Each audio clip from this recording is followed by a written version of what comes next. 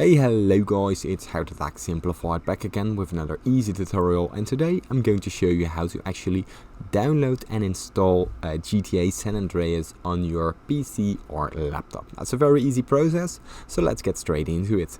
Now there are loads of ways to actually download San Andreas, but I'm going to show you the preferred way using Steam. Now, the first thing that you want to do is actually locate your Steam browser, your Steam application, and open up Steam. Now from there, once Steam opens up, we're going to the store section, and once the store section opens up, we're going to the search and type in GTA. Now from there, press a search and this will open up all the available Steam GTA versions. Now here you can already see the GTA San Andreas Definitive Edition. Now we open that up, and it also includes the GTA 3 and the GTA Vice City version, and here we can add it into our cart, and once it loads up into our cart we can actually purchase it for ourselves.